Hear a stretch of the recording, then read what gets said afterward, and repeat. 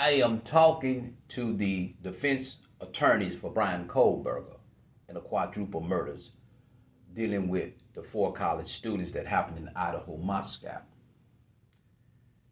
If you are to surmount a defense for Bryan Kolberger, if you are to render effective assistance of counsel for Bryan Kolberger, you must call Dylan Mortician and Bethany Funk as witness for the defense. This case is sui generis. It's different from a lot of murder cases because the two so-called witnesses for the prosecutor are alleged survivors of the quadruple murder. Here is why you must call these two witnesses. First of all, if you don't, your representation of Bryan Kolberger will be deemed ineffective as counsel. You will have failed to discharge your duty under the Sixth Amendment to effective assistance of counsel at every stage of a proceeding. So I'm going to strengthen you where I already know that you're weak.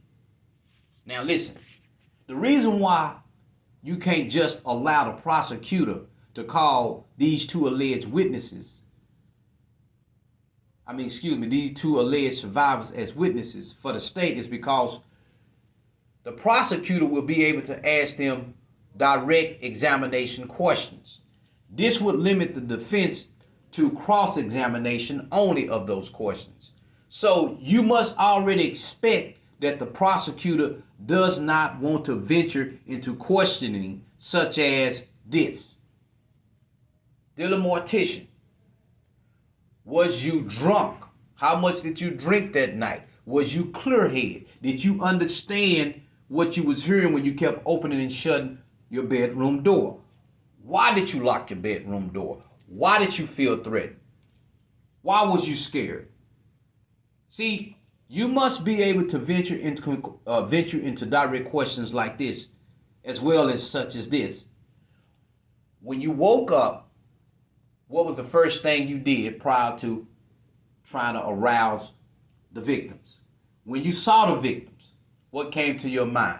When you saw the victims, why didn't you immediately call 911? When you saw the victim, what was the reason for calling the friends over? What did the friends do at the house? And, you have to be able to ask direct questions to these witnesses.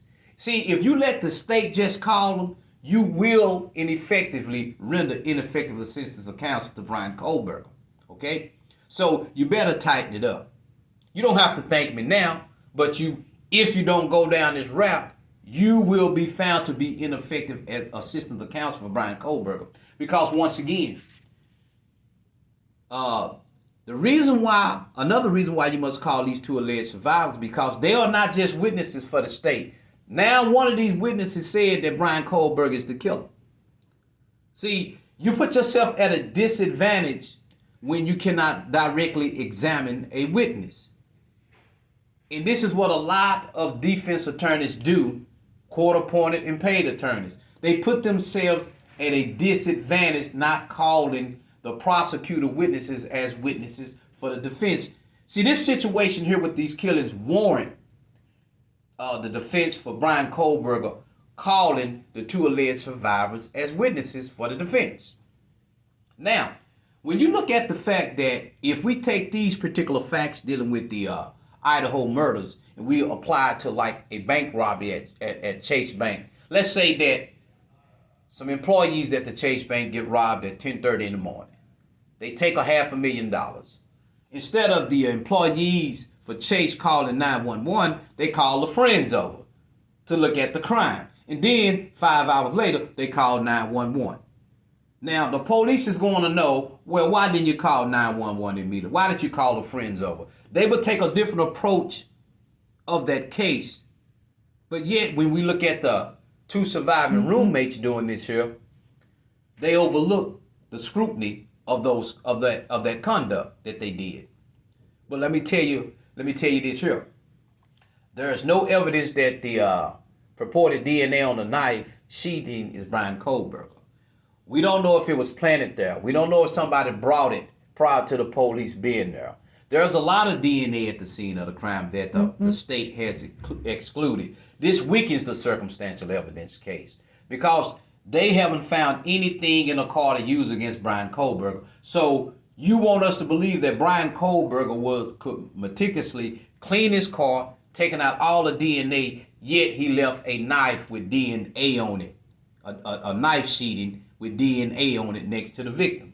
Well, if I was the defense for Bryan Kolberger, I would say that, can you prove that that knife sheeting was there at the murder scene when the murders happened? Can you prove that Bryan Kolberger was there? They can't. So beyond a reasonable doubt is cast because somebody that came with the friends prior to 911 being called could have planted the knife sheeting, okay? They could have got Bryan Kolberger's DNA.